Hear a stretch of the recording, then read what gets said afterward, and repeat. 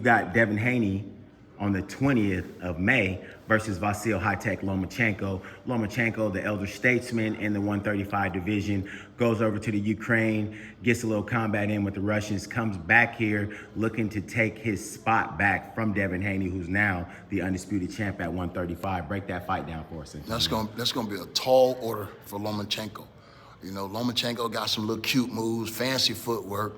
But at the end of the day, I don't see him dropping no bombs on these guys, bro. All that pity pad boxing is gonna be cool.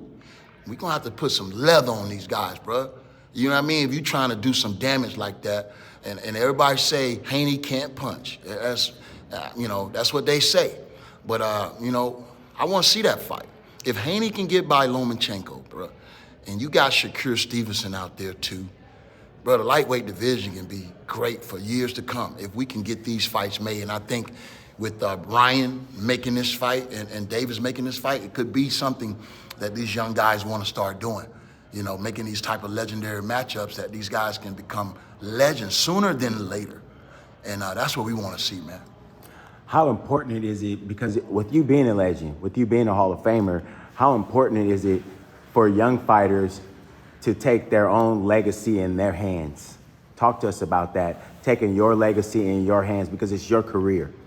Well, eventually, you just want to have the right team that can really facilitate your ambition. You know, what you see and what's best for you. You know, that's what it's all about at the end of the day, what we want out of this, how we want to be viewed at the end of the day. You understand me? You know, with all the accolades are great, bro, but at the end of the day, I believe, you know, people are going to remember you by how you made them feel. And when I look back at my career, that's what I want to be noted for. I want the fans to say how I made them feel when they was in my presence, when they shook my hands, when they had a conversation with me. That's how I want to be remembered. Nothing what I did in the ring, they're going to remember that. They're going to always go back and be able to look at the tape. But when you look me in my eye, you shook my hand, how did I made you feel? You feel me? And I think that will solidify, you know, my stance in the boxing game. When we talk about Antonio Tarver and how you made people feel, I got to touch on what we talked about at the beginning of our conversation, man. And it is, you're the only guy I've ever heard in my whole entire life, when the ref asked if you got questions, you said to Roy Jones, do you got any excuses tonight? The baddest man on the planet. You feel me? The baddest man on the planet. Forget what y'all think y'all know, think y'all heard. Nah, it wasn't none like him. But it was only one person that I know in the whole wide world that had everything it took. And that you looking at him right now. And I knew that years before. I believed in the dream that was showed to me, bruh. And they talk about muscle seed faith. I demonstrated that. When you believe in yourself, and when God is with you, can't nobody be against you, bruh. And they gonna one day see God's work. When they look at my career, they're gonna say he had his hand on him all along. He was guiding him and he was walking him, but I'm gonna follow the footsteps. It might take me a little while to get to my destination, but it's a constant progress. We ain't stepping back and we ain't slowing down. You feel me? I got a message out here for the world when it come down to boxing, bro. When it come down to promoting, training, and getting these fighters ready for that moment, my experiences equips me for that.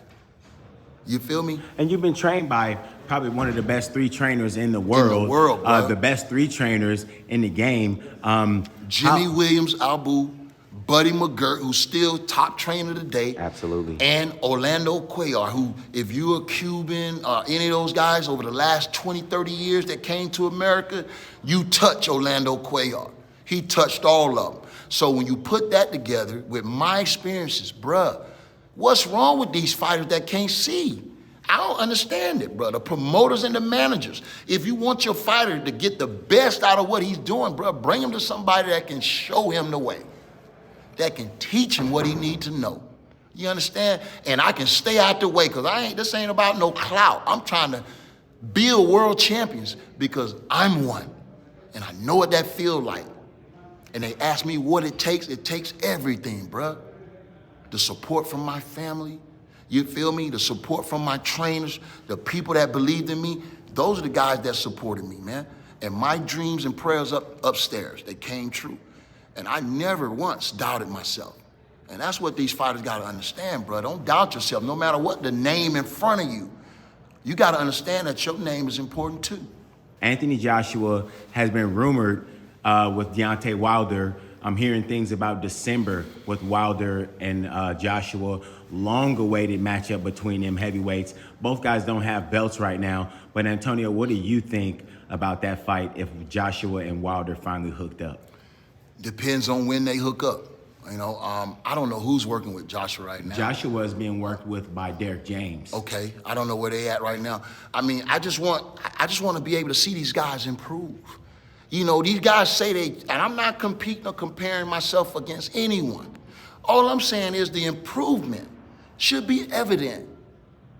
It should be evident. If you're a new trainer, we got to see something new, something improved, something better. What is this guy doing that he wasn't doing before?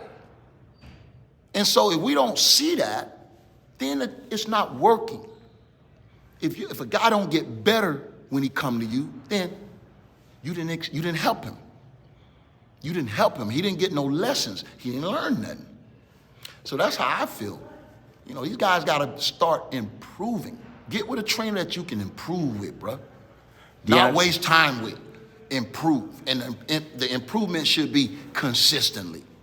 Consistently, you should be getting better at everything you do. Deontay Wilder, when we start talking about improvement, him and Malik Scott have been together. This will be like their third fight coming out together when they fight again. What are some of the things that you've seen from Wilder in his last couple of fights that you either like or dislike? His last couple of fights, he only had one that lasted what? Against Helenius. How long that lasted? That was probably less than 90 seconds. So we ain't learned nothing. Because we ain't seen Wilder's back to the wall. We ain't seen Wilder get hit and how he reacts when he get hit. We ain't seen none of that. So the jury is still out. But I'm looking forward to seeing how much he's advanced, how much he's improved, because they've been over there working a long, long time. I can tell just from talking to you that when you start talking about the way Wilder behaves when he absorbs punishment, that it kind of it awakens your spider senses a little bit. You know, I when can't you're give the watching game away now. The game is to be sold and not told. But I'm gonna tell you, they still working on power. When you see these videos, they still working on power. And why would you be working on power with somebody that got natural power? Already know how to punch. You see what I'm saying? You see, they need to add more tools to the I'm not saying nothing. I'm just saying, from what I'm seeing, they still working on power. He don't need no power. But I can't tell you what he need because then I'll be giving the game away. You feel me? He don't need to fire nobody, though, to get this lesson what I got from him. He can keep his whole team. But get the lesson, bruh. You know, this ain't about no clout. I already got enough clout. I don't need no clout. But I can help somebody win. And that's supposed to be the only thing that matters.